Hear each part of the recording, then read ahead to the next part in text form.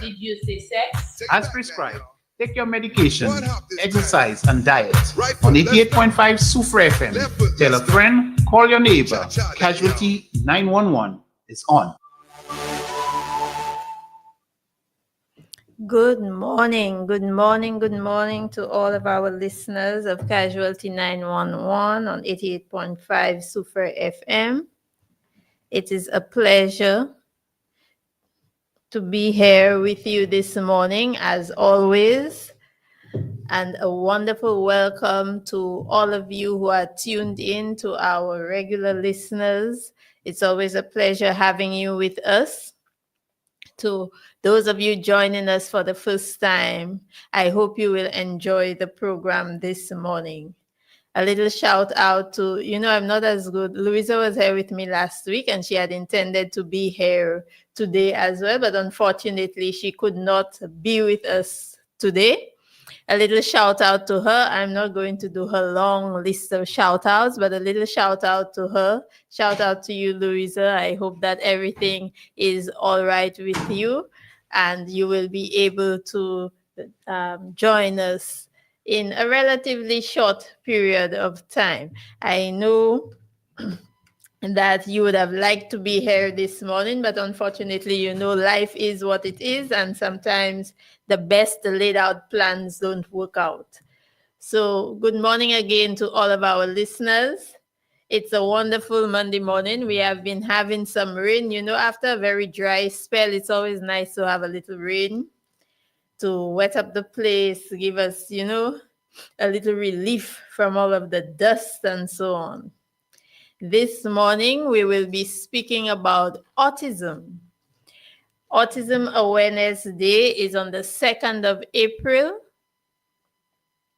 And the theme for this year is, let me just get it. The theme for this year is Advancing Neurodiversity and the UN Sustainable Development Goals. So basically, that is meant to highlight the importance of having inclusive policies and practices that would help us to have positive change in terms of how autistic individuals experience life among those of us who do not have that do not live with that condition. So,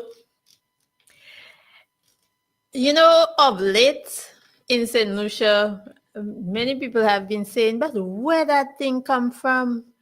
So many people, everywhere you turn, you hear somebody is autistic.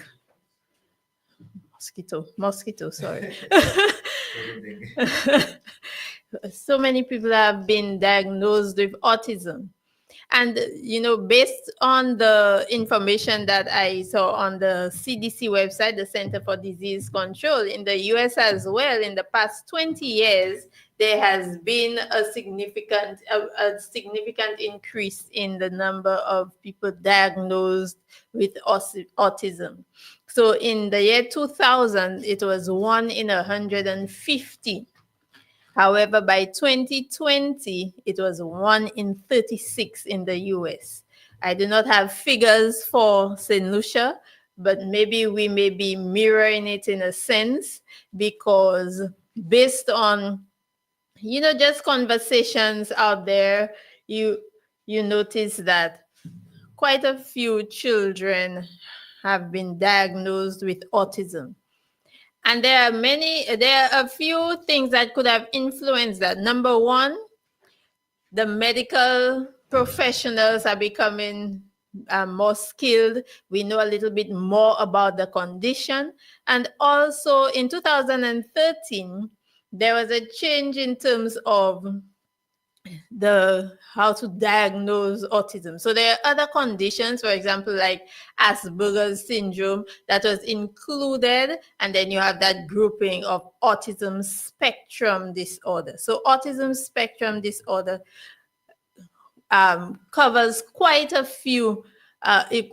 range of autism spectrum issues. So you have Asperger's, you have other conditions. Also, at one point, children with attention ADHD, attention deficit hyperactivity disorder, will not really could not have a diagnosis of autism at the same time. So all of those issues would have influenced the change in the numbers and so on. So that's just a little history, a little summary of what's been happening with autism in the last few years. So what do we know about autism? We know that people are born with it and there is no cure. That is something that is known. Today we are going to have a guest with us.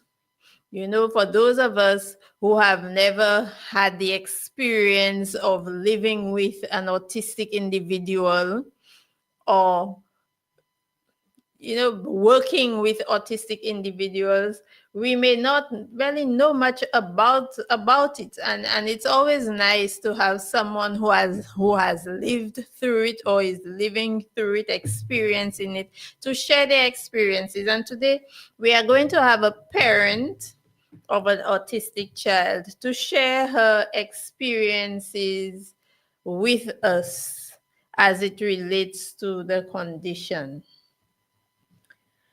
But in the meantime, She's there already? She's there, but you got to talk to her. She's ready. Ask her. Miss Mitchell, can you hear me? You'll need to unmute your mic.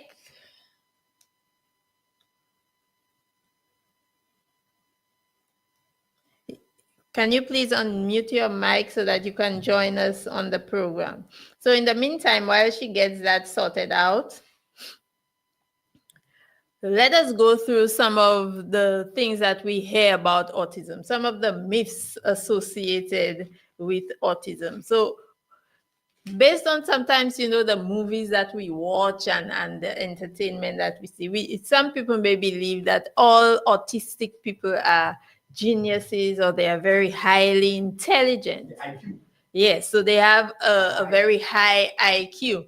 But what you'll find is that just as all of us, there are autistic people with very high intelligence, some with average, and some with learning disabilities. So not every single person with autism has an extremely high level of intelligence. There's another myth that autistic people are completely unsociable, they cannot make eye contact and so on, and they cannot have relationships. So what you would find is that people with autism, if they are comfortable in their environment, comfortable with the people around them, so probably their close family members and people that they are very familiar with, they would make eye contact. They will not make eye contact with us as strangers, and we should not try to force it either, but they are capable of doing so, and they do. So I think we have lost our guest. I'm not sure. Let me see. Okay. So our guest is here. Good morning, Miss Mitchell. Good morning. Good morning. Thanks It for is a having me. pleasure to have you on the program with us. Thank you. Could you speak just a little bit louder? Oh, I said thank you. Okay, Thank you wonderful. for How is having me. you? Most welcome. The pleasure is all mine. Okay, so are you ready to join us now? No problem. Okay, wonderful. So just a little bit about Miss Mitchell. Miss Mitchell is a parent of an autistic boy, and I'm sure you will tell us a little bit about yourself, a little bit about your son. And I am very appreciative that you were willing to come on the program to share some of your experiences with us. So we had a nice Okay. chat last week, and I would like you to share, you know, some of the conversation that we had last week. Um, So let us start off with how you knew, or did you know about that something was a little different with your son. So you have a son, Okay. he's now 9. Is he 9 or 10? He's 9, he'll be 10. He's 9. He'll be 10 this Yeah. year. So, good morning to everybody listening. My name is Menelle Mitchell, and I have a 9-year-old autistic son. He attends the special education school in Vieux. Um, my son, his name is Nolan. I gave birth to Nolan at 7 months and 2 weeks. So Nolan is a very premature child, and he was he's a preterm child. He was born at 2 pounds and 3 ounces. So it's a privilege for him to be here today, living and breathing the same air as I am. Nolan spent a month and 2 weeks at the hospital, and we did care at the hospital for 2 years, 2 years straight. And then we did therapy with CGGC, which is Child Development and Guidance Center in La Clery. We did it with Dr. Gardner and Dr. Cooper, Elaine, and the staff. So we did therapy for 5.5 years. And therapy can get to you at times. Therapy can either make you or break you if you don't have a positive or if you don't have a good support system. So there are times that I gave up on therapy, I will not lie. But then I had to sit back and think that it is not for me. I am doing it, it is for my son. Although it's for me because I am the one trying to mold him or guide him and teach him things in life, but it was more for him, getting the skills on how to deal with a child that was preterm and a child that could have been and that was diagnosed with autism. So we did that for 5.5 years, and then I had to repeat him a year back into preschool to see whether or not he could be integrated into mainstream school, or should it be best for him to go to a special ed school. And we did that. It was said that he needed to go to the special school, but his diagnosis, he got I got the diagnosis, I think, when he was like 3 years. And at first it was a shock, but then the fact that I was already a preterm parent, I not really take it as hard as maybe some other parent might have took it. Because I saw him from birth being small, not lactating, having to, feed him through how you call it, a syringe, or having him feed on a feeding tube. I saw all of that. So him being diagnosed wasn't really a shocker for me, but it was a shock. And I feel like I handled it very well, very fairly. And the support system, my support system, although it was small, but it was very positive. And I can say kudos to the doctors, Dr. Innocent, Dr. Natasha Innocent, and Dr. Burt, the pediatrician, Dr. Burt, the pediatrician. And kudos to Dr. Natasha for always being there, for always being the voice, or for always being the person I can call to when Nolan has an issue. So I not really take the diagnosis hard, but it was a shocker. To this day, I still have moments I'm saying where my child could have been at mainstream school, but he's at a special school. It is still not bad. It's not bad, I don't say it is bad. It isn't bad. But I came to terms with it. After thinking about it, I have come to terms with it that, God never gives his battles to anyone that cannot, you know, handle the battle or cannot handle the situation. So I I did not take his diagnosis to heart. I did not take it, although I does have meltdown sometimes, but I did not take it I did not take it too hard. I did not take it as a shocker. But sometimes we in our feelings we just have these little moments where we wish our child could just be normal like we would see. But I did not take it as a shocker. Because you had to overcome so much from the very beginning, as you said. Yes, So yes. you had quite a few challenges from the get go.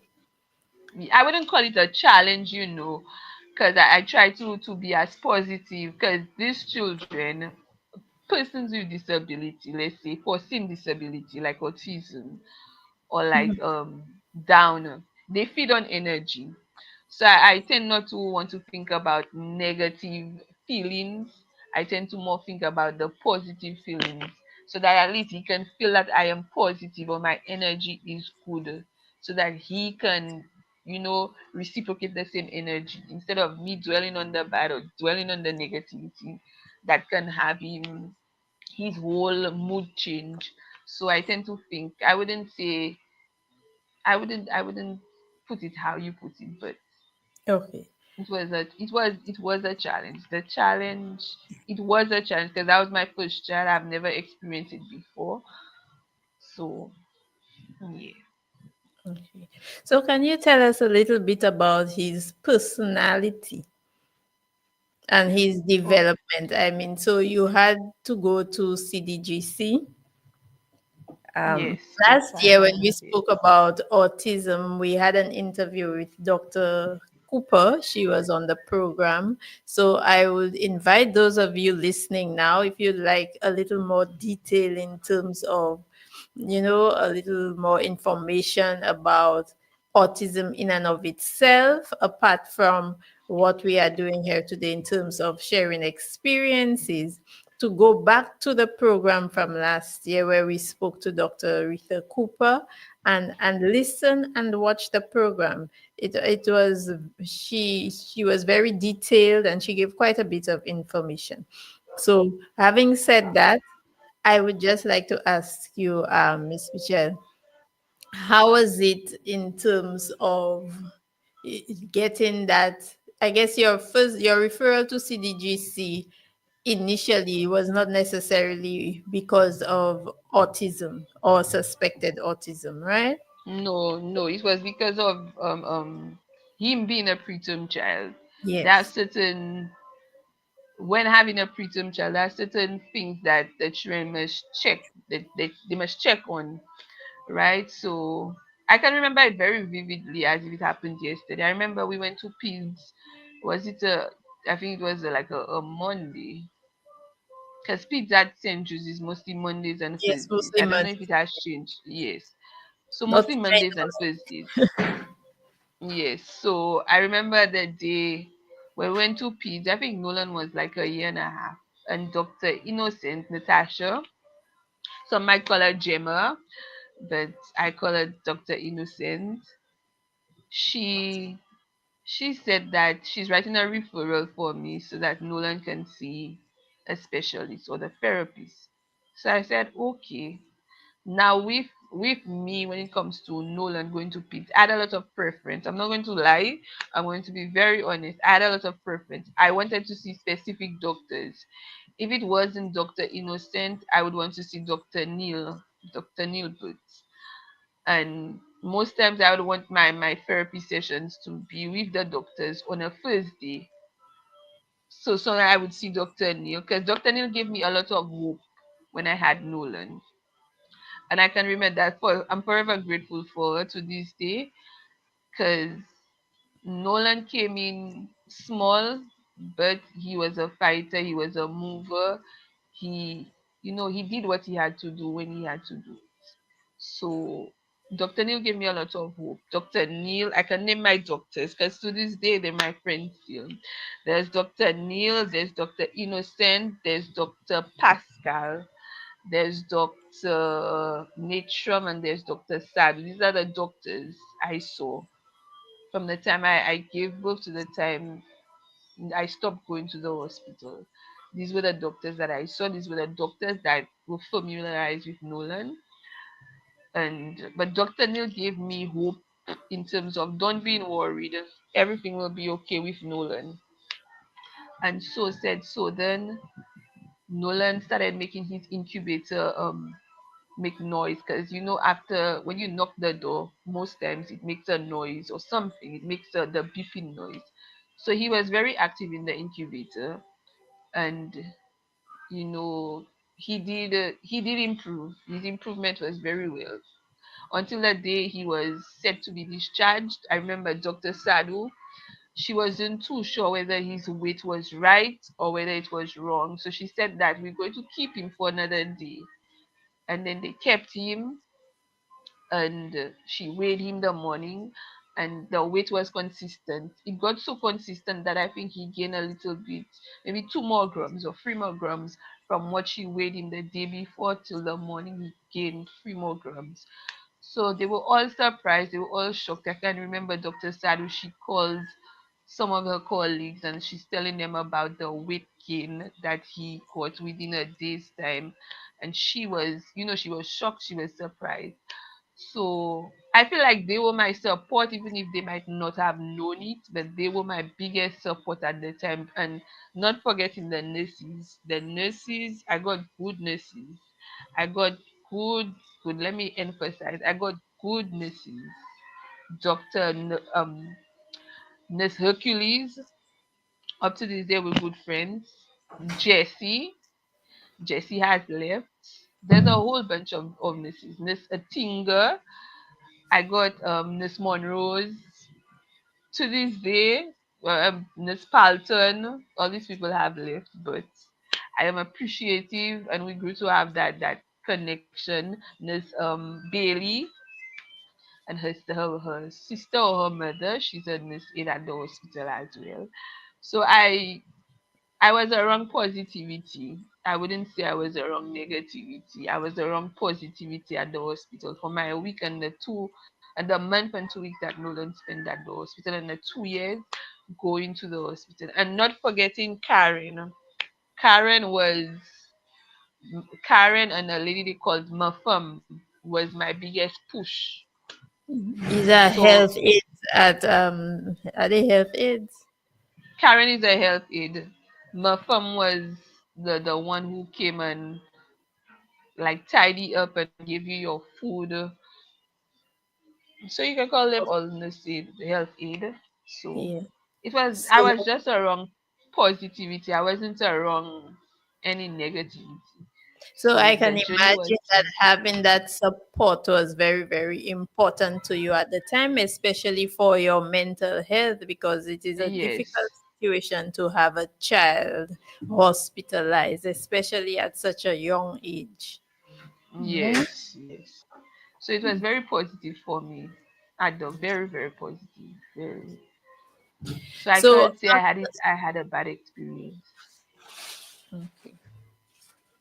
So once you got to CDGC, how did you get into the whole issue of knowing that your son was suspected to have autism before you actually got the diagnosis of autism?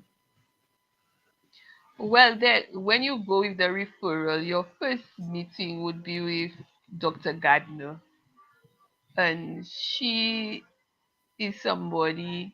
I feel like the work environment is very welcoming at TGGC. So right away, as soon as you enter, you feel welcome and you feel loved. I don't know if it's the colors, but and I don't know if I it's the don't know receptionist, something but about it. I've been there myself, so it was yes, very welcoming. I can agree with you on that. yes, it's very welcoming. And then when you get to speak to Dr. Gardner, you feel you feel emotional, but at the same time you feel safe. So she makes the space safe, so you can either ball out or whatever it is. If you don't feel like that's you, but then first person you see, apart from the receptionist when you enter, but Dr. Gardner is the one that preps you as to the stages in which that you will go, and who would you see first, and who, and the process. of how it will go, and then they send you your schedule afterwards, and then you know in how many trips of therapy that you will have to do, or they call you in advance to let you know about your therapy session. So you see Dr. Gardner first, which was safe. Then you meet Elaine, which is even a safer person. And then afterwards, while seeing Elaine, sometimes you see Dr. Cooper. Dr. Cooper is a darling. Other people might disagree with me, but Dr. Cooper is a darling. I hold her close to my heart, very dear to my heart. Um, yes, but the process of going to CGCC, it was a shocker. It's like you telling yourself you don't want to be there, but then you have to be there. That was the feel of it. Yeah. So you went and you were supposed to have some type of intervention with them. Yes, yes. So at what point did they mention to you the possibility that he might be autistic? I think when he was like 3 years, When he was 3? yeah, three and a half. But then the So how final did you feel diagnosis would about be, that? how did I feel about it? Mhm. I don't feel too overwhelmed about it, I say God gave it to me, God gave him to me, so it can as well be my blessing in disguise. So maybe I needed him so that I could be more calm, more aware, more mindful. It Did you wasn't, know a lot about autism at the time? no, I knew nothing about autism, nothing whatsoever, nothing.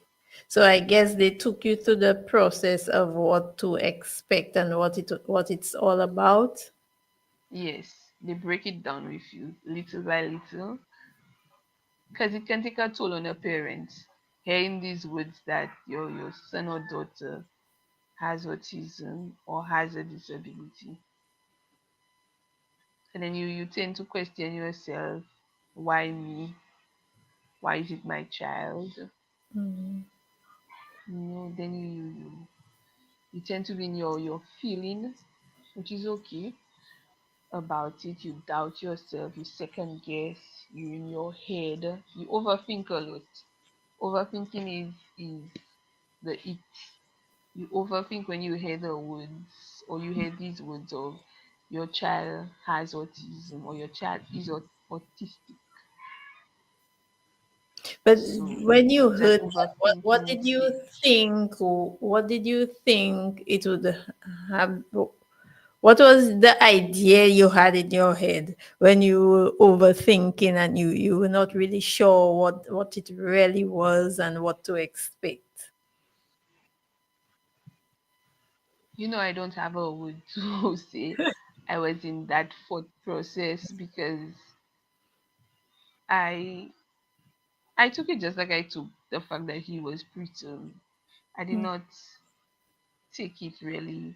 It's a gradual process. There are days where you second guess it. There are days you overthink about it. You overthink because of your child having a disability. And there are times you say it is what it is and you So try to move past it and move on. can you share with us a little bit about his personality? Okay, Nolan personality. Nolan loves people who loves you and he feels the energy. If your energy is shifted in a negative way, he that's a no-no for you. Nolan is a very bubbly child. He likes adventure. He likes adventure. And at his age right now, he likes to be independent. He He likes. wants he likes being independent. Okay. He doesn't solely depend on you to do things for him. certain things he will do for himself. Certain things you will have to aid him in assisting him in doing it. But once he gets it, then he starts doing it on his own. Nolan is a very picky eater. He's very, very picky. He eats no chicken, no fish. He doesn't like soft food. He likes hard food. Okay. So he likes KFC though. He likes KFC, just the fries and the biscuit. Yes. But that So, is no chicken, no fish. okay. So does he does what's his speech like? How does he communicate with you? He communicates with you, his speech is better compared to when he was maybe 4 5. His speech is even 6, you can see. He tells you what he wants, or he can indicate what he wants. He would tell you, he will use his words. His words might not be a full free complete sentences, but he will tell you what he wants and maybe And where he he's can going be to. understood. Yes, he can be understood. Okay. So Yes. has he been doing some speech therapy at the school, Yes, perhaps? yes. We're thankful at the school that we have Mrs. Laurel Paul. So, she does speech with the children at the school. Although I saw her twice or once privately. That was before he went to the school, but thankfully she's at the school.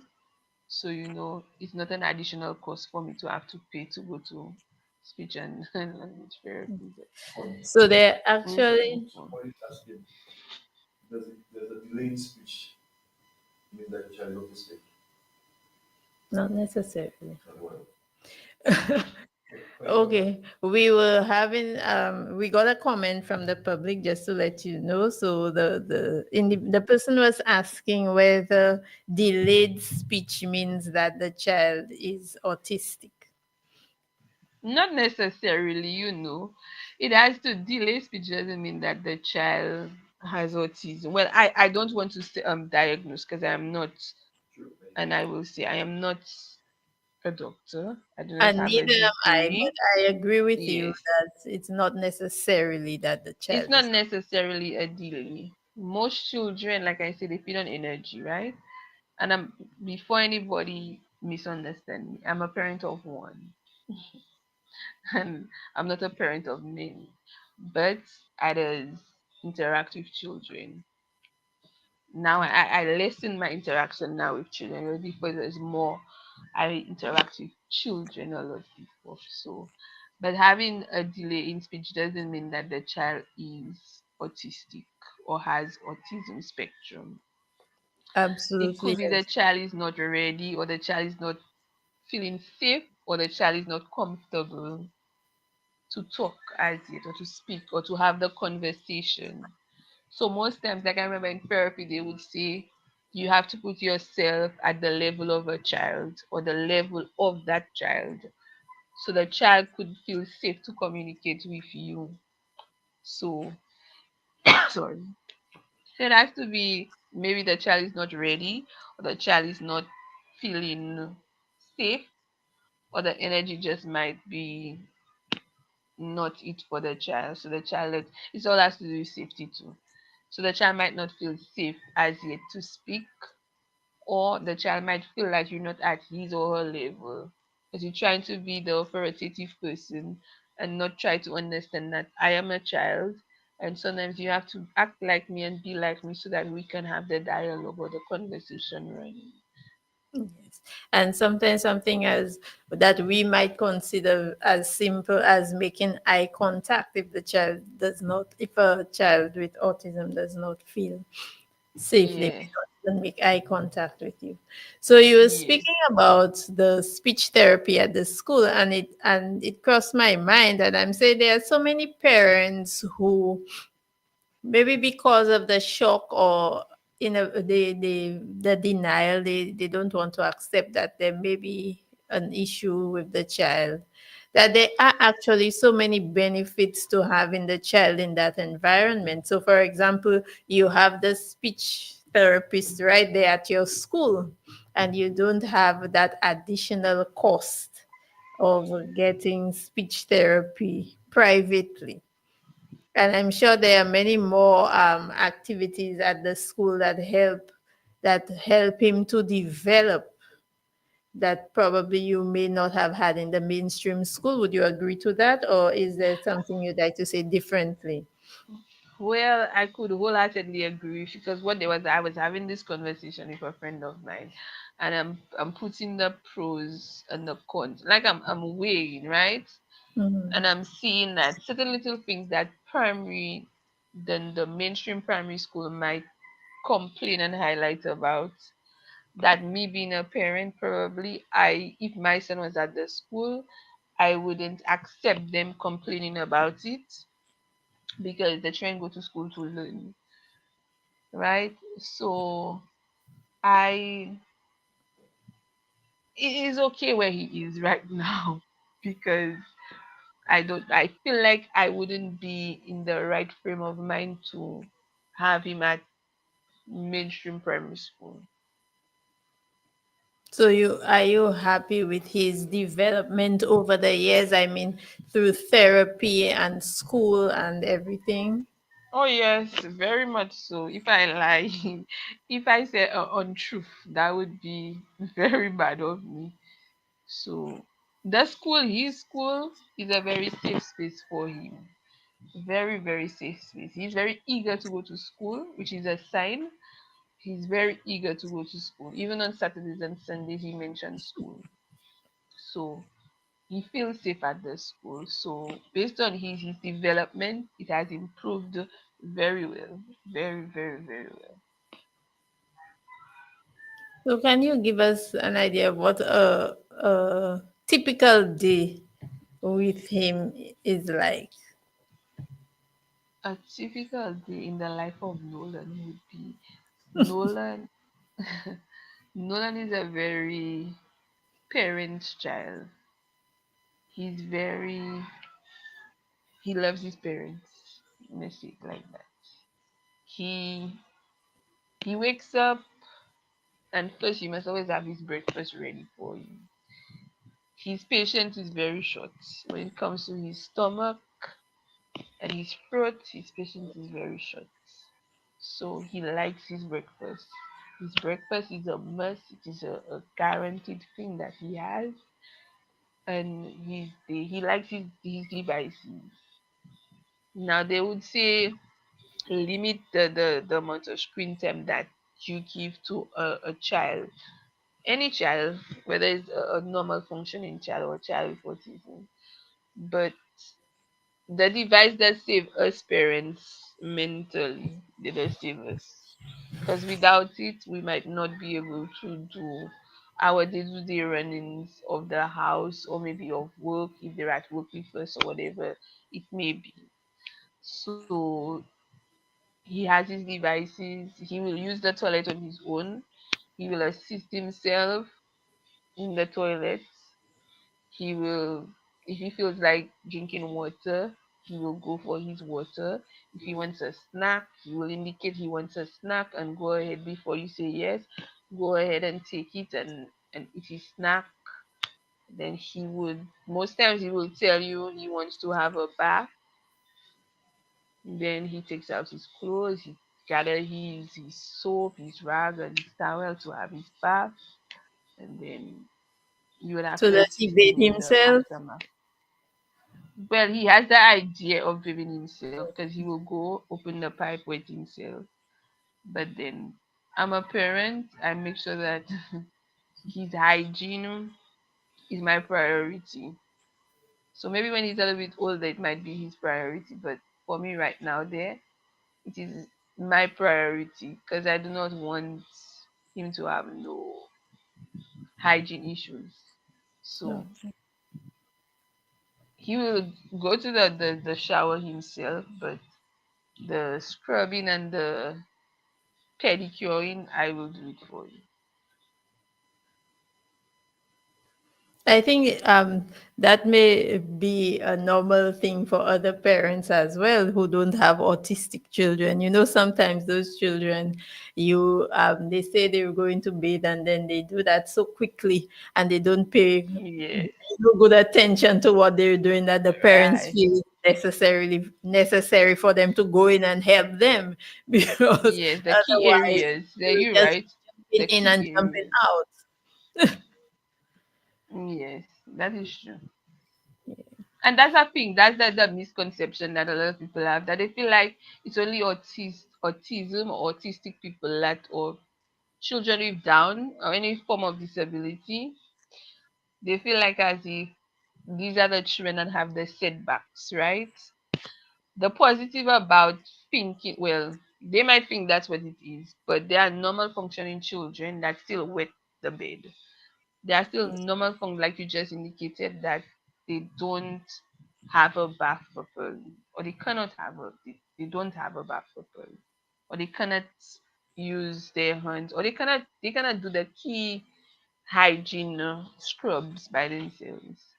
So it's not only autistic people or persons with disability alone that cannot do it. It's all is those that are normal functioning as well. So then there are autistic children that they never wet a bed. You know, So how they was it they potty training, Nolan?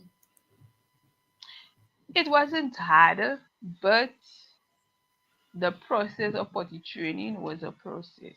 So what was your process like? I mean, maybe some people may be having that issue, that difficulty. They don't know how to get that done. So maybe your experience, your strategies might actually be helpful to some people. Well, it can be, like you say. So for me, I'm a very, how would I put it? I allow him to be, in other words, right? I wanted him to learn how it is to have underwear on. So he used to have his underwears on, and he was intrigued by when his father said he's going to pee. So he started seeing his father going to the washroom or having a let's say a win. So that intrigued him, and then his father showed him how to, if you want to pee, you go out, you put your genitals out, and you pee. So he was intrigued by it and he started doing it on his own. So that happened. The peeing process was fine. To go to pee when he's awake, which is fine. But then the pooping part was the most difficult part, because he would go to a corner where he felt safe, and he would have his numbers. He would have his numbers in his underwear, whether he had pumper, but most times it was underwear because he's in the house during the day. He has the underwear, so he would have his numbers in his underwear, and then afterwards, then he would come to you and indicate that he has it in his bum, and then he would clean him. And then most times we would put him on the toilet to sit. But with autistic children, or it can be with normal functioning children too, they have the fear of the toilet hole, the hole in the toilet. So they might feel like it's an unsafe thing for them, or they might feel like they're going to fall. So they don't feel comfortable sitting on it. Or it could have been the texture of the toilet, like the toilet is always cold, or it feels cold before you sit on it. Some of them. So it can be that, but then after a while, I used to tell his father, because he was a copycat of his father. So I used to tell his father, anytime he goes to the toilet, tell him he's going to the toilet to do a number one or number two. It is okay. Communication is key. So then he started doing it, and then a day his father brought him to the toilet. He sat on the toilet and he started using the toilet on his phone. So it have to be a joint effort too. It's not all about the mother doing. The fathers need to be more Especially when it's a present. boy. There's only so much Yes, you can do as a lady. You, yes. Even with girls too, because the girls, most times you find girls, they latch onto their fathers more than they latch to their mothers. So It's for both genders, but boys But mimic in terms more of what their actually fathers do. showing them exactly what to do. So, for example, I mean, you as a Yes, lady they will mimic not their be able to father show him very how well. to go to the toilet to pee. Actually, model it for him to see. Yes, Yes. yes, because they're very visual beings, right? They're very visual beings. They're good with their eyes. They're good with their hands. They're very good. So it was a visual thing for him to see. And it's somebody that has to do the exact motion or the exact position that he has to do. So that's something that he learned from by watching his father do. He did it. So you have been helping him along with school and your therapy and the support out there to make him independent. And that's what we really work towards as parents. We don't want our children to be so dependent on us. And Mhm. I'm very happy that you're able to share so much about his independence because maybe sometimes, although all each autistic child is different, but sometimes people have this fear that an autistic child will never be independent in any way. So I'm No. very happy that with Nolan's experience, you can actually see how he developed that level of independence, and I'm sure he will continue to develop to be more independent as time goes on. Because Yes. sometimes some people have this idea also that only children are autistic, but autism does not go away as we get No. older. No. So the autistic child will be an autistic adult. The Yes. autistic child maybe who has learned to do certain things will be more independent, will be able to function a little better, hopefully, within society than one who does not receive all that support and modeling and teaching and so on. Well, now I've always said, there are other parents at the school. I'll put it like that. There are other parents at this with their child at the school. They've been at the school longer than I am, right? But I find that the how would I say it? The school is doing very well. Let me highlight that part. The school, the teachers, they emphasize that they let the children be, but with guidance, right? They allow them to be.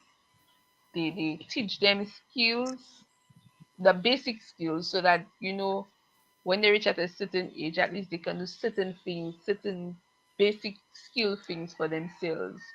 So you know the school is into farming as well too, so the children, at least they can get, the girls are into hair as well at the school, so at least they get They that get skill. exposure to a lot of different skills, right? Yes. So, and I'm not, I don't like to say autism, or I don't like to say autistic. I'm a firm believer that everybody should be nice to children, or be nice to anybody, because you don't know where or when you will have a fall, or when you might be in a dire need situation, and it could be somebody that you probably bullied, somebody that you laughed at, or you did something to, and the person should not want to feel as if they cannot assist you based on the experience that they had with you. So, not because somebody might say the child has a disability for you to look down on that child or the children. We all are human beings, and the children, the parents are already fighting a battle to fight for the children to have a normal functioning life in society with no discrimination or stigmatization attached to it. So the children are normal functioning children, they just have their different ways of learning, and they have their different capabilities. So not be you might be good at something, I might not even be good at it. Should I say that I am autistic because I cannot do the same thing as you? No, I cannot. we all are two. We both of us are two different individuals, and our capabilities are different. It's just like having a child with a disability. What John might can do, Jack will not be able to do. So it's like they're normal functioning children with different capabilities, and their learning style might be just a little bit different than those they have at mainstream school. And some of them are able to go through the mainstream school as well. Yes, Yes. but it has its challenges when you think about it. I don't So feel like the teachers at mainstream school are very, I wouldn't say all, but some of them are not, they're not fit, I would say, as a parent to deal with my child or to deal with a child, 10 children like mine.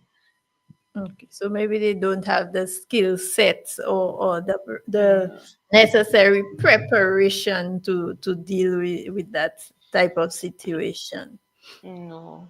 Because once I think I had that brief conversation with the principal, Mrs. Danielle. Kudos to Mrs. Danielle.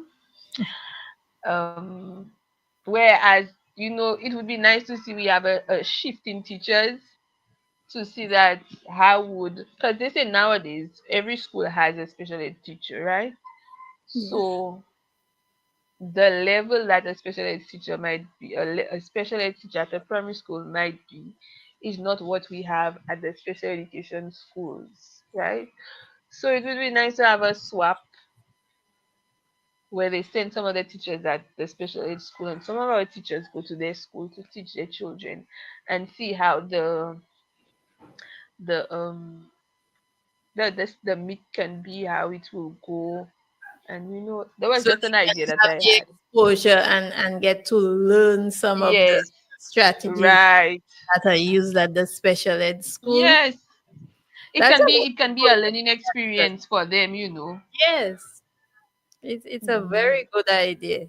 And maybe hopefully sometime they will try to implement, even though not on a large scale at once, but maybe Yes, just one a or two small scale. teachers, because there are schools Hmm. in close proximity or close by to the Beaufort Special Education Center. Yes. I'm sure that that can be arranged. I'm pretty sure that It can. was just my it was just an idea that I not an idea, but it was just something that came to mind, and I was sharing with the principal and Miss Tracy, Miss Tracy Charles. Yes, Yes, the so it was family and life educator, family life teacher yes. there, health and family life. Yes. So it was just a brief conversation that I had with them, and it's like, it was just an observation of something too, and I'm seeing like, and the That thing both that, the teachers could benefit from. yes, it can be something beneficial for them, but then again, would they want to do it? That is the Well, you thing. never Some of know. them So would. maybe they can have the discussion and take it from there. It could, but it'd be Yes. something nice to see, just for the inclusion aspect of, you know, introducing inclusion in mainstream schools. That would be a nice form of inclusion, a start of inclusion in mainstream school, where some of the teachers from the mainstream schools go to the special education schools and, you know, see who will survive and who will not.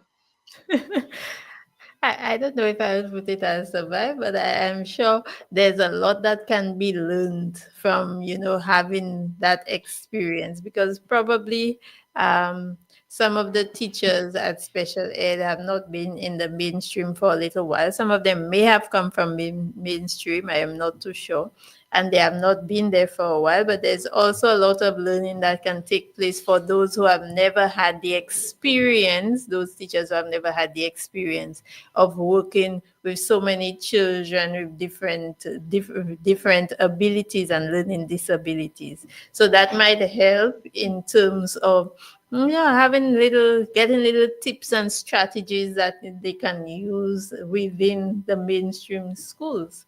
I think it's a wonderful idea, and maybe they will take it up. Yeah. Your principal might take it up and see how it goes from there.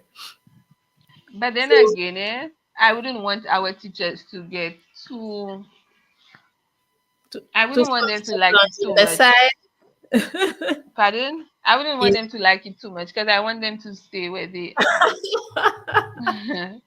You don't want Because them to just get too comfortable on the other side and not want to no, return. no, yes, No, I yes. I don't want think them to stay. I don't think they would do that, because usually you find the teachers at the special education centers, they really, really love their jobs. They really, really love their students, and they don't really want to spend too much time away from them. No, that So, is Ms. true. Mitchell, thank you But my so. son loves his teacher. Pardon? I was just about saying my son loves his teacher, so you're right.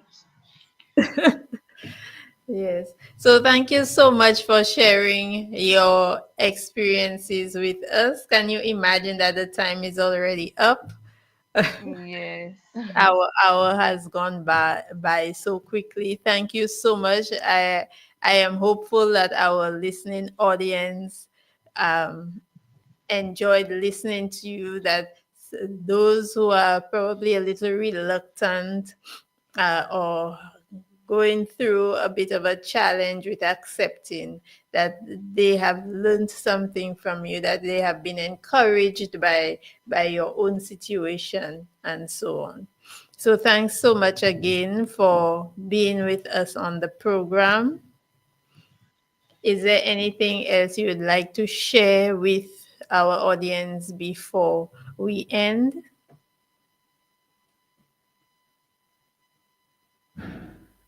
Hello, Miss Michelle? Okay, maybe we have lost her, but I'm very happy that Miss Mitchell was able to join us this morning, and I hope that our audience really enjoyed and really took what she had to say into consideration, because so many of us have never had the experience of living with an autistic person or have any experience with them whatsoever other than what we see out there. And there are so many myths associated with it.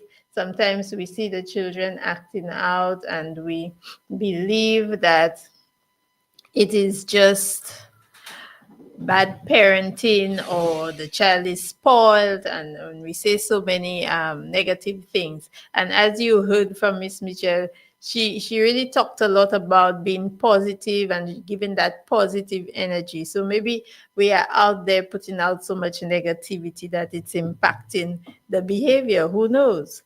Okay, so let us try to be a little bit more mindful, a little bit more encouraging to those who are dealing with those situations.